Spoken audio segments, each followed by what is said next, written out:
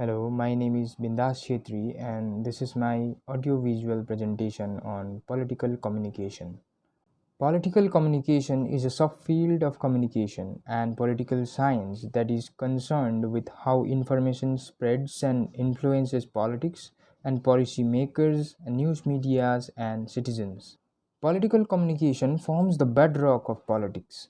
Lots of people presume that it only includes verbal communication, but it is rather a vast exercise, as political actions can be communicated in any form of communication, be it verbal or written or visual representation such as dress, makeup, hairstyle, or a logo design. With other words, it also includes all those aspects that develop a political identity or image or reflecting a relationship between political communication and temporary agenda building. The idea or reason behind the inception of political communication is the notion of persuasion.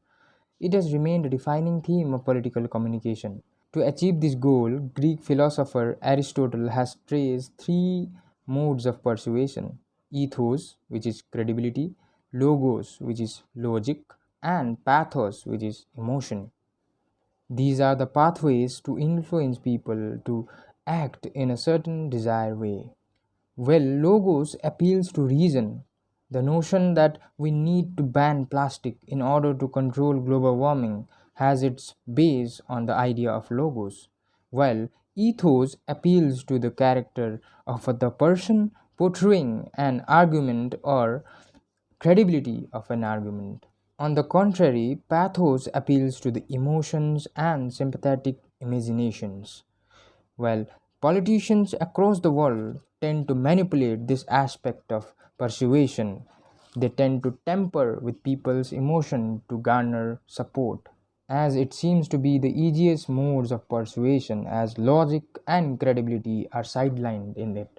Today, the rise of fundamental extreme leadership across the world is an example of it, be it Vladimir Putin in Russia, Donald Trump in USA, or Narendra Modi in India. For instance, the images of Putin riding a horse, flexing his muscles, or indulging in a taekwondo tournament, or even the walking movement sends a message to the general public that he is a strong individual, and this idea of supreme leader attracts people towards him.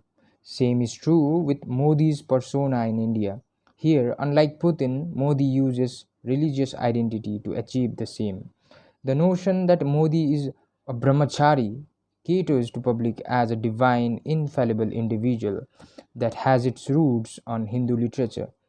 Its speeches includes lines like मैं तो फकीर आदमी हूँ चल परूंगा झोला लेके is an attempt to prove this infallibility, or be it his ideal Hindu persona that he carries that portrays him as the savior of Hindutva. This all sends a message to the general public that influences the voting behavior of people at the time of elections.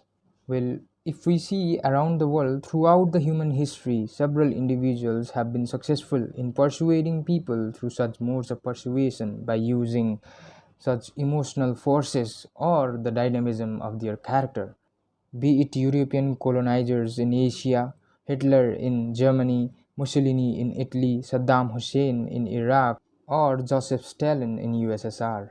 The portrayal of white man's burden to educate the uncivilized, or the idea of pure race of Hitler are all the examples of persuasion. Now, never before the human history, with the introduction of internet comprising social media, has made the process of political persuasion easier in modern times. As simple as a Facebook post of Modi sitting under a rock meditating provides a great message to general public. With Facebook launching Metaverse, there is no doubt in coming days political programs will be organized digitally. The future of political communication will be volatile and swift, so will be its implications. In such a situation, racism, terrorism, religious violence may peak to its zenith.